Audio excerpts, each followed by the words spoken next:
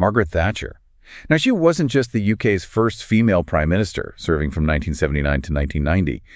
She was actually the longest-serving PM of the entire 20th century.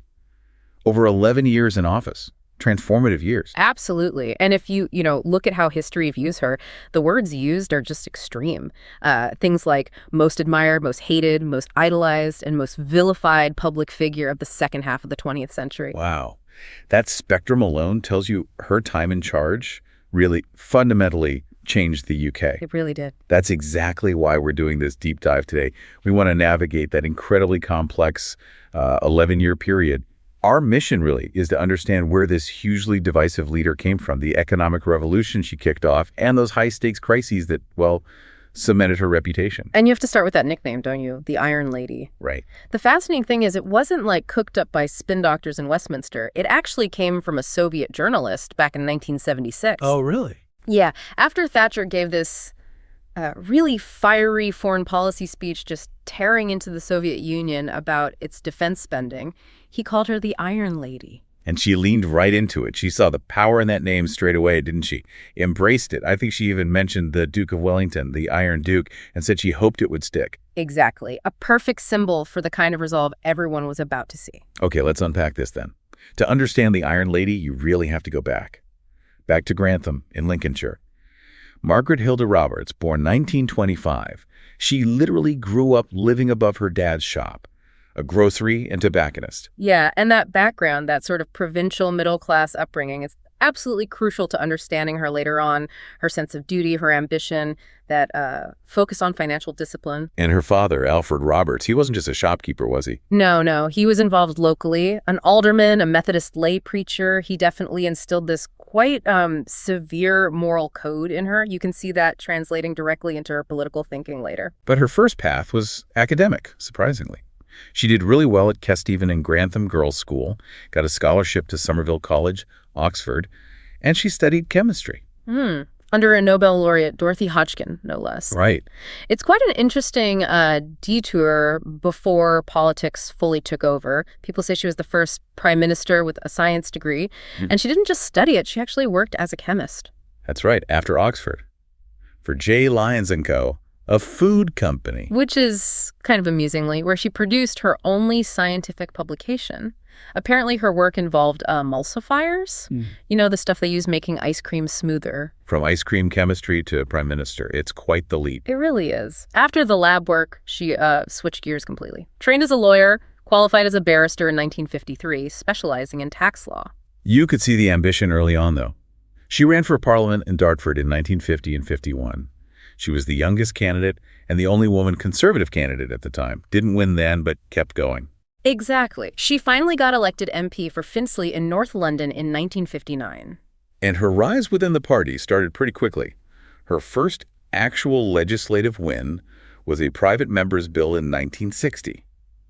It forced local councils to hold their meetings in public, a little hint of that transparency drive early on. Then she got appointed Parliamentary Secretary for Pensions in 1961, youngest woman ever to hold a post like that. But the first big controversy, the one that really stuck to her, came later, when she was in Edward Heath's government. He made her Secretary of State for Education and Science in 1970. The milk snatcher moment. Yes, exactly. Margaret Thatcher, milk snatcher. This was all about public spending cuts, which were deemed necessary but politically just toxic. And it resulted in ending free milk for school kids between 7 and 11. And you have to remember the context here. The press, the opposition, they absolutely savaged her for it. But later on, cabinet papers suggested she didn't even really want to do it. Apparently, the Treasury kind of forced her hand. Well, she certainly learned a tough lesson from it. She later said she'd incurred the maximum of political odium for the minimum of political benefit. You don't see her making that kind of tactical mistake very often after that. No. And that experience, combined with the Conservatives being in opposition after 1974, that's when her core ideology really solidified. She got heavily into free market thinkers like Friedrich Hayek. Hayek, right. The idea that government intervention in the economy is sort of the road to ruin, essentially. Pretty much. That it inevitably leads towards authoritarianism. So she was ready, ideologically, to pull the Conservative Party sharply to the right. And she did. She challenged Ted Heath for the leadership in 75, beat him, became the first woman to lead a major UK political party. Quite something. Then she absolutely capitalized on the chaos of the late 70s. You had the winter of discontent, massive strikes, rubbish piling up in the streets. The Labor government just looked weak. She timed it perfectly. Swept into power in the 1979 general election, won a pretty solid 44-seat majority, and she arrived ready to basically dismantle the whole post-war political and economic consensus Britain had lived under for decades. Her arrival at number 10 Downing Street really did mark the start of something new: Thatcherism. She was determined to fix Britain's economic problems, especially inflation, which was just out of control. And she bought into monetarism, didn't she? Ideas from economists like Milton Friedman. That's right. Monetarism, put simply, is the idea that you control the economy mainly by controlling the money supply. So, to fight inflation, you restrict money, usually by jacking up interest rates. Even if that means a recession and job losses in the short term. Exactly. That was the theory. And her first moves were pretty severe. Interest rates went up, she put cash limits on public spending, cut income tax, but then hiked indirect taxes like VAT. And the immediate result was pain, a deep recession. Unemployment just soared, didn't it? Over 3 million by 1982. Oh, absolutely. And the pressure on her to change course, to do a U-turn, was just immense. Even from within her own cabinet, from the ministers she privately called the Wets. But this is where she really, showed her colors. That famous speech at the 1980 Conservative Party conference. She just stared down her critics and said, "You turn if you want to. The lady's not for turning." Iconic line. It just summed up her whole approach, that absolute ideological certainty and, well, frankly, sheer political will. But the biggest fight was yet to come. The showdown with the trade unions. She saw them as fundamentally holding the country back, distorting the economy. Which all culminated in that massive, devastating clash. The 1984-85 miners' strike. Yeah, the National Union of Mine Workers, the NUM, led by Arthur Scargill, went on strike over planned pit closures. It became this huge, bitter, year-long struggle. And it's important to remember, Scargill refused to hold a national ballot on the stake. Which was crucial legally. It allowed the High Court to declare the strike illegal, and that really weakened the union's position. Thatcher, meanwhile, had prepared for this confrontation for years. Stockpiled coal, changed laws. She didn't see it as just an industrial dispute, did she? It was something more fundamental. Not at all. For her, it was a battle for who governed Britain. She even compared it to the Falklands War, famously saying, "We had to fight the enemy without. We always have to be aware of the enemy within," talking about the militant union leaders. That language tells you everything about how high the stakes felt. And her victory, after that incredibly bruising year, effectively broke the back of militant trade unionism in Britain for decades, which then cleared the way for her to really accelerate the next big plank of Thatcherism, like privatization. Selling off the big state-owned companies, British Telecom, British Gas, British Airways. Yeah. Huge utilities, billions of pounds worth of assets moved into private hands. And alongside that, you had the Big Bang in 1986, the deregulation of the London Stock Exchange.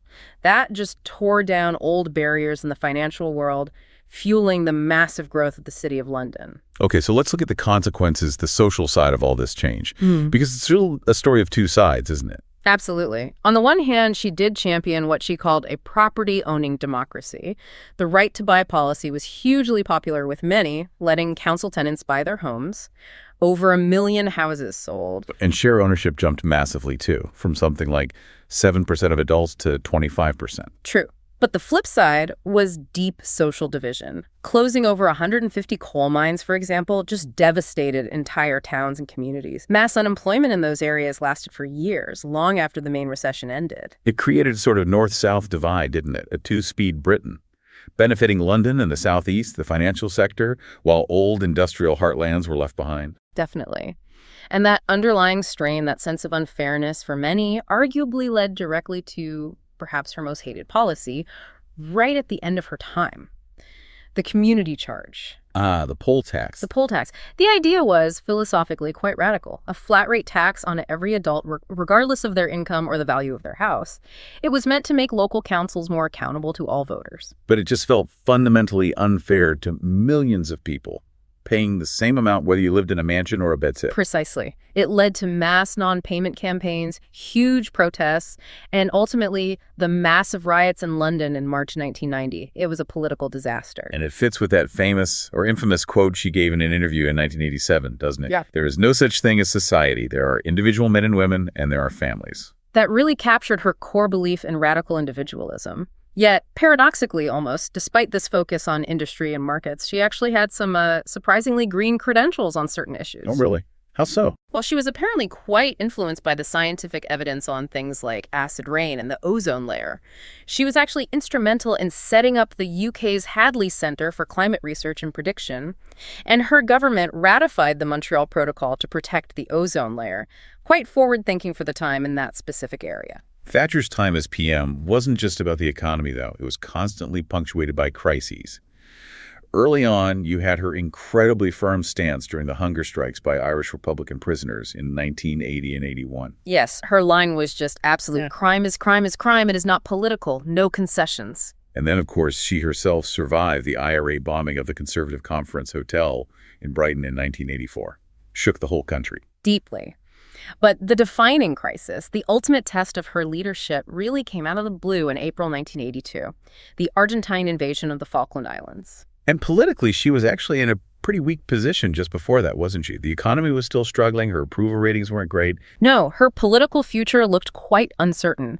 Then suddenly, this invasion happens 8,000 miles away in the South Atlantic. The decision to send a naval task force all that way, it was an enormous gamble. Militarily, politically, if it had failed, she would have been finished instantly. Huge stakes. But the British victory, secured on June 14th, 1982, was just a massive turning point. It wasn't just about getting the islands back. It completely transformed her public image almost overnight. It cemented that Iron Lady persona, didn't it? Defiant, resolute, standing up for Britain. Absolutely. And that wave of national pride, the Falklands factor, as it was called, it just seemed to wash away a lot of the domestic discontent over the economy. It was a key reason she won that landslide re-election victory in 1983. It gave her a huge mandate to continue with her reforms. And on the world stage, her image was definitely boosted by her close relationship with U.S. President Ronald Reagan. Yeah, they were ideological soulmates in many ways. Shared that deep distrust of communism, believed firmly in free markets. Though, interestingly, they didn't always agree. She was reportedly furious about the U.S. invasion of Grenada, a Commonwealth country. Okay. But then, towards the end of her time, the issue that really started to unravel things for her was Europe. Yes, Europe. She'd supported Britain joining the European Economic Community back in the 70s, but she became increasingly hostile to the idea of deeper political integration. She feared what she called a European superstate controlled from Brussels. She gave that very famous speech in Bruges in 1988, laying out her opposition. That Bruges speech really drew the battle lines and started to split her own government. Her chancellor, Nigel Lawson, resigned in 1989, partly over European policy disagreements. But the killer blow, the one that really destabilized her, came from someone unexpected. Her long-serving, incredibly loyal Deputy Prime Minister, Geoffrey Howe. Howe's resignation in November 1990 was devastating for her. He quit specifically over her attitude towards Europe and particularly plans for monetary union. And his resignation speech in the House of Commons. It was extraordinary. Usually Howe was so mild-mannered, but he delivered this absolutely lethal attack using a cricketing metaphor. Ah, yes, the cricket metaphor. He basically accused her of undermining her own ministers, like a captain breaking the bats of his own players before they could even go out to bat. Coming from Howe, it was just incredibly damaging. It was the signal, wasn't it? That the loyalty had finally fractured. It triggered a leadership challenge from Michael Heseltine. Thatcher actually won the first ballot of that leadership contest, but crucially, she didn't win by a big enough margin to avoid a second round, just 4 votes short. And she realized the game was up, felt deeply betrayed by her cabinet colleagues who weren't guaranteeing their support in the next round, so she withdrew, resigned on November 28th, 1990. A dramatic end. John Major took over as prime minister, but the changes she'd made, that huge overhaul of the post-war consensus, they were largely irreversible by then. That's her enduring legacy, isn't it? That transformation. I think Geoffrey Howe himself later said something interesting about it. Yes, he said her real triumph was to have transformed not just one party, but 2, meaning that the Labour Party, especially under Tony Blair later, essentially accepted that large parts of Thatcherism, the privatized industries, the weakened unions, the focus on markets, were here to stay. And apparently Thatcher herself felt that was maybe her greatest achievement, that the opposition eventually had to accept her reforms as the new reality. #outro. So, Margaret Thatcher, Unquestionably a polarizing figure, a truly transformative force. Her policies reshaped Britain's economy, its society, its politics, creating both, new opportunities and deep divisions over those 11 years. Yeah, she set the country on a path that really no government since, whether Labor or Conservative, has fully deviated from. That core philosophy, free markets, less state control, it's still absolutely central to conservative thinking, not just in the UK. It really is. So here's a final thought to leave you with. Despite the fact her approval ratings were often quite mixed while she was actually in power, if you look at polls today, decades later, she's frequently ranked as Britain's greatest post-war leader. It's true. Still incredibly divisive, but often admired in retrospect. So what does that tell us?